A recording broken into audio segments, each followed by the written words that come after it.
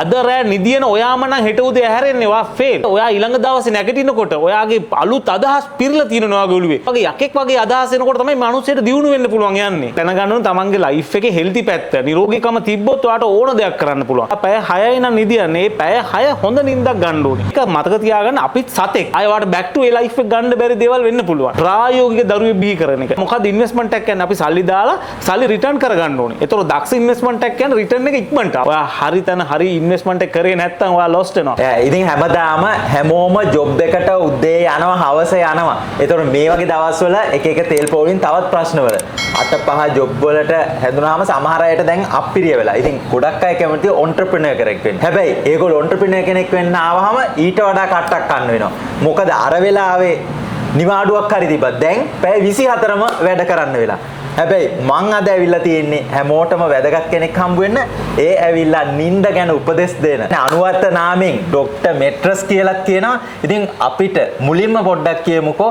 දැන් ඕන කෙනෙක් කැමති තමන්ගෙම කියලා දෙයක් කරන්න.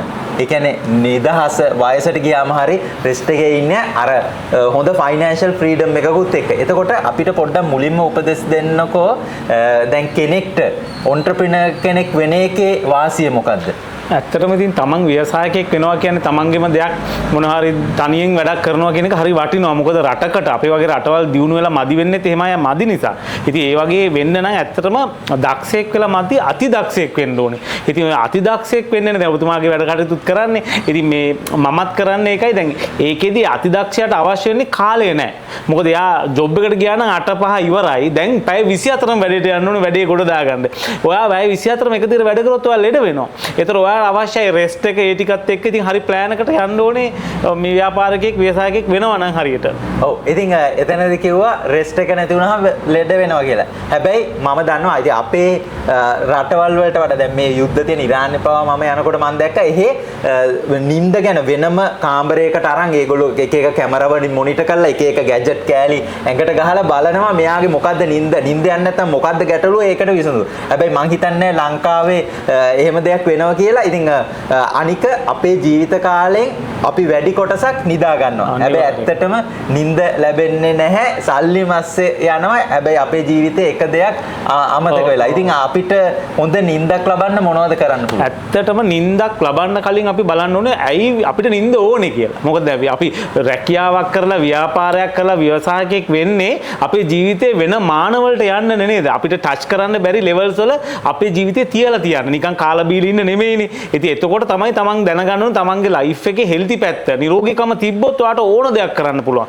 එතකොට ඔයා අඩුම තරමේ දැන් අද කාලේ කියනවා පැය 8ක් 10ක් නිදා ගන්න කියලා. හැබැයි දැන් මේ කාලෙත් එක්ක සමහරලාට ඔයා පැය 6යි නම් නිදියන්නේ. මේ පැය 6 හොඳ නිින්දක් ගන්න ඕනේ. මොකද ගොඩක් අයට වෙලාවක් නැහැ නිින්ද ගැන හිතන්නත්. ඉතින් දැන් මොකද කාර්යබහුල වුණාම ඔයා මොනවා හරි පොඩි ව්‍යාපාරයක් කිව්වම අපි ඉතින් හොටෙල් එකක් කරනවා කියලා. හොටෙල් එක කරාම එන ගෙස්ට් තාත් උදව් කරන්න ඕනේ, කෑම උයන්නත් ඕනේ, ඩිලිවර් කරන්නත් ඕනේ. මේ ඔක්කොම කරනකම ඔයාගෙන හිතන්න වෙලාවක් නැහැ. හැබැයි අපි කියන්නේ ඒකයි අර අපේ ආයතනයේ බෙඩ් මාස්ටර් ආයතනයේ හදන ඒ මෙට්‍රස් හදන්නෙම ඒ වගේ අයට. මොකද හොඳට මහන්සි වෙලා හොඳ රෙස්ට් එකක් ගන්න පුළුවන් වෙන්න. එතකොට තමයි තමන්ගේ ජීවිතේ තමන්ගේ දරුවොත් එක්ක කාලය ගත කරන්න පුළුවන්. තමන් කැමති තැනකට යන්න පුළුවන්. තමන් කැමති දෙයක් ගන්න පුළුවන්. ඒ වටපිටාවකට අදහස් එන්නේ. මොකද ඔයා මතක තියාගන්න අද රෑ නිදියන ඔයාම නම් හෙට උදේ ඇහැරෙන්නේ වා ෆේල්.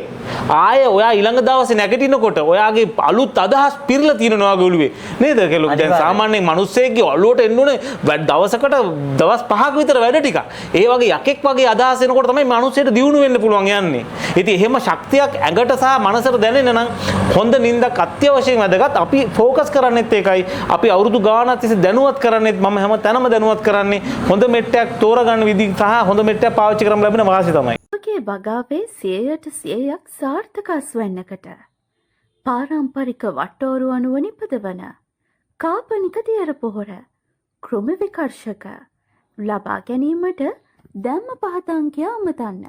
ඔව් එතකොට දැන් අපි දන්න ඕන තරම් තියෙනවා මෙන්න අවුරුදු 5ක් වාරි වොරන්ටි දෙනවා එහෙම මෙට්ට. එතකොට ඇත්තටම දැන් මට තව දෙයක් දැනෙනවා සමහර විට කෙනාගෙන් කෙනාට නිින්ද වෙනස් ඇති. ඒ කියන්නේ අපි හිතමු අපි බල්ලෙක් ගත්තොත් බල්ලා මේ බොරළු පොළවේ ඉඳන් නිදා ගන්නවා. අපි අහලා තියෙනවා කූඩල්ලා මෙට්ටේ තියෙනවා. එතකොට මේ සතාගෙන් සතාට වෙනස් නම් දරුවෙක්ගෙන් දෙමව්පියෙක්ට ගෑනුද පිරිමිද අනුවත් නිින්ද වෙනස් ඇති. ඒ ගැන පොඩ්ඩක් අදහසක් අනිවාර්යෙන් අපි හැමෝම මේ ලොකු වෙනස්කම් අපේ තියෙනවා. මොකද මේක මතක තියාගන්න අපිත් සතෙක්. හැබැයි මේ සතා පරිණාමය වෙලා දැන් අපි ඉන්නේ වෙනම ලෙවල් එකක. අපි වැඩ කරනවා ඇක්ටිව් මදි.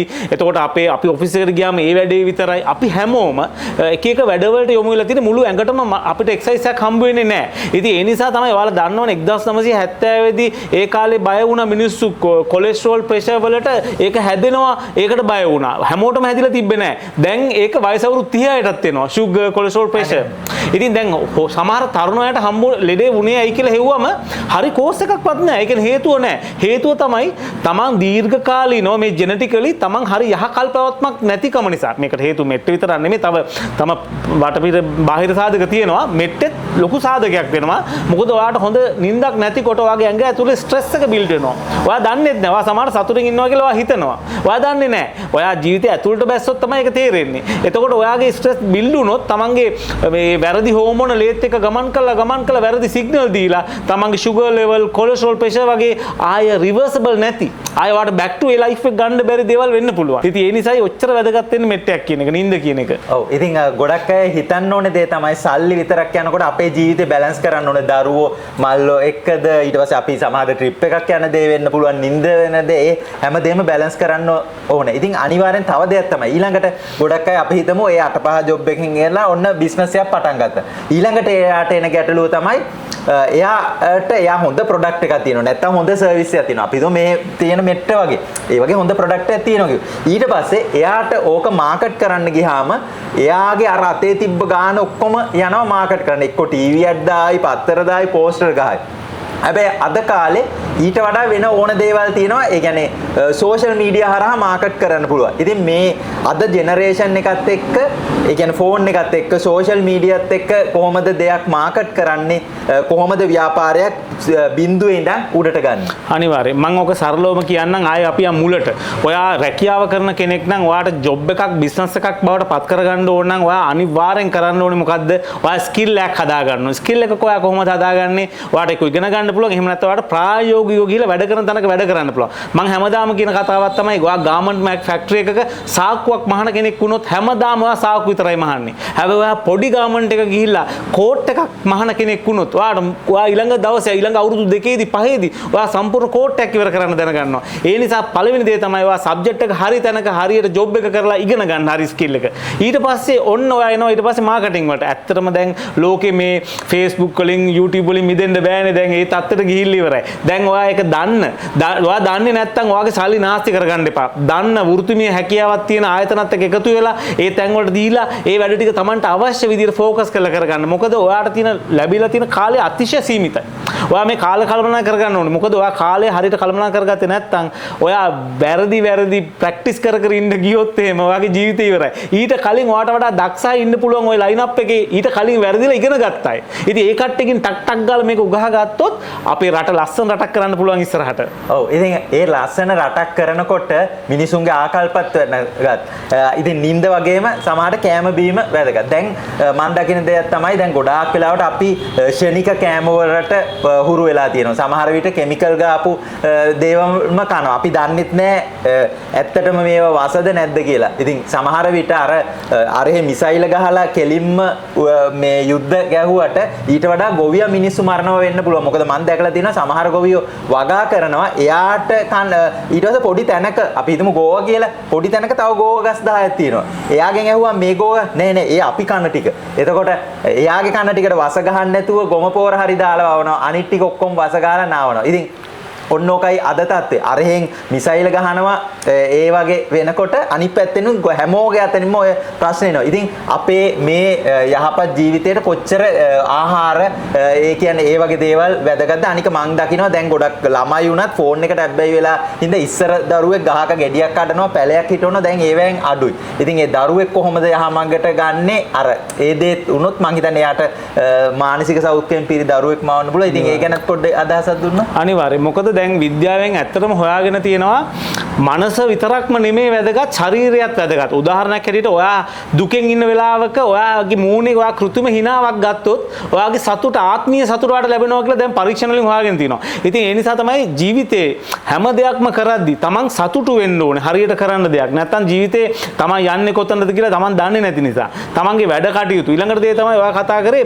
වගාව කියද්දි වගාව තමයි පුදුමාකාර භාවනාවක් වගේ. මොකද ස්වභාව ධර්මයට අපි එකතු වෙන තැනක් වගාව කියන්නේ. මොකද ස්වභාව ධර්මෙත් එක්කම යන දෙයක්. ඊට පස්සේ ඒවල පළදාව නෙලාදී දැනෙන සතුට ඒව ඇත්තටම ෆිල්ම් එකක් බලලවත් ට්‍රිප් එකක් ගිහිලවත් ගන්න බෑ. ඒ ගහක ගෙඩියක් තමන්ම හදලා දකිද්දි මේ වෙන එක. මොකද දැන් හොඳම උදාහරණේ දැන් ඔයාගේ තියෙනවානේ මේ ගැමියා ටනල් එහෙම නේද?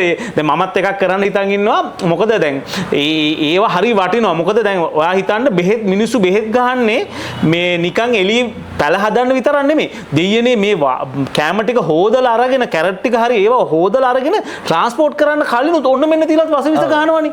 ඉතින් ඒතකොට අපි කාටද මේ ලෝකෙ ගෙනියන්නේ නේද? එතකොට දැන් ටනල් එකේම හදනකොට ඇතර මම මේ වාගේ වීඩියෝස්ම දැකලා මට මතකයි ටනල් එකේම හදද්දි වසවිස පොඩ්ඩක්වත් නෑ ආසයි කණ්ඩ. ඉතින් ළමයට ඒවා දීලා ඇත්තටම අම්මා තාත්තා කෙනෙක්ට කරන්න පුළුවන් එකම දේ දරුවෙක්ව ප්‍රායෝගික දරුවෙක් බිහි කරන එක.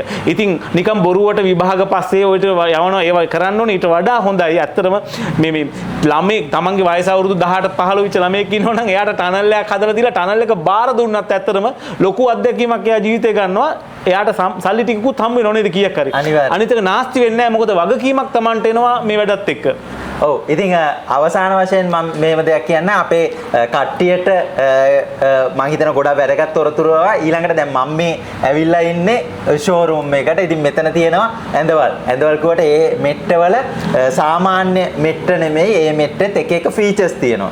ගොඩක් අය දන්නේ නැති වුණාට ෆීචර්ස් තියෙනවා. ඊළඟට මම ලෝකේ ගොඩක් ට්‍රැවල් කරන හින්දා රටවල් වල මම දන්නවා ඕන කෙනෙක්. ඒ කියන්නේ දැන් මම වුණත් පිටරටකට ගියා වුණත් මම ටක් ගාලා අපි ඉතින් booking.com එකේ බුක් කරා වුණත් මම සමහරට රිවිව් බලනවා වෙන්න පුළුවන්. නැත්තම් ටක් ගාලා ගිහිල්ලා ඇඳ කොහොමද බාත්රූම් එක කොහොමද කියලා තමයි බලන්නේ.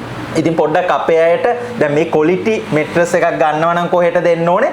ඊළඟට අපේ ටුවරිසම් ශේෂ්ත්‍රය දියුණු වෙනවා. නිකන් හතු පිපින්න වගේ විලාස එක එක ඒවා හදනවා. හැබැයි ඔතෙන්දී ප්‍රශ්නයක් වෙනවා ක්වොලිටි එක මේන්ටේන් කරේ නැත්නම් ෆොරිනර්ස්ලා ඔකට එන්නේ නැහැ. ඉතින් ඒගොල්ලෝ කොහොමද ඒ පැත්ත මේන්ටේන් කරන්නේ? ඒ වගේම පොඩ්ඩක් අපේ අයට හදිස්සිය හරි කාට හරි නිකන් අපි හිතමු ක්වොලිටි දෙයක් ගන්න හිතුන කෙනෙක්ට ඇවිල්ලා ගන්න හිතුනොත් කොහොමද මෙතෙන්ට ඇවිල්ලා මේ මෙට්‍රස් එකක් මිලදී ගන්න කියලා ඔව් මම අනිවාර්යෙන් කියන්නම් ඉස්ලාම අපි බෙඩ් මාස්ටර් ප්‍රයිවට් ලිමිටඩ් අපි ඉන්නේ තලවතුගොඩ. ඔයාලට ඕන තලවතුගොඩට ආවොත් ඔයාලට අපේ ෂෝරූම් එකට ඇවිල්ලා බලන්න පුළුවන්, විස්තර බලන්න පුළුවන්. අපේ නම්බර්ස් තියෙනවා. ඊට අමතරව අහපු ප්‍රශ්න ටිකට දැන් හොටෙල් ට්‍රේඩ් එකේ කෙනෙක් නම් ඔයා හොටෙල් එකක් නම් ඉන්වෙස්ට්මන්ට් එකක් නෙමෙයි. මේක සල්ලි නිකන් තියනොත් නෙමෙයි. සල්ලි දාලා මොකද්ද ඉන්වෙස්ට්මන්ට් එකක් කියන්නේ? අපි සල්ලි දාලා සල්ලි රිටර්න් කරගන්න ඕනේ. ඒතර දක්ෂ ඉන්වෙස්ට්මන්ට් එකක් කියන්නේ රිටර්න් එක ඉක්මනට අවුරුදු 10කට පස්සේ ඉන්වෙස්ට් එක රිටර්න් කරන් වැඩක් නැහැ. අවුරුදු 2-3කින් රිටර්න් එක ගන්න පුළුවන් නම් තමයි දක්ෂකම. එතකොට ඒකට හදන ප්ලෑන් එක නම් ඔයා වුණත් හිතලා බලන්න. ඔයා යනකොට රූම් එකක මොනවද ඔයා බලන්නේ? ඉස්සලා මෙට්‍රස් එක ඔබලා බලනවා. ඊට පස්සේ වොෂ්රූම් එක බලනවා. ඇයි ඒ? මෙට්‍රස් එක ඔබලා බලන්නේ ඔයාට එකේ කම්ෆර්ට් ලෙවල් එක අඳුර ගන්න. බාත්රූම් එක බලන්නේ ඇයි? බාත්රූම් බලන්නේ පිරිසුදුකම, ක්ලීන් එක මොකද්ද වෙන්නේ බලන්න. ඒතර ඔයා දැනන් ඉන්න. ඔයා බලන එක ඔයාගේ ගෙස් ඔයාට වඩා එක්ස්පීරියන්ස් කෙනෙක් ලෝකෙන් එන්නේ. ඒතර එයා අනිවාර්යෙන් ඊට වඩා බලනවා. එතකොට හොඳ මෙට්ටයක් දෙන්න. හැබැයි මම පිළිගන්නවා.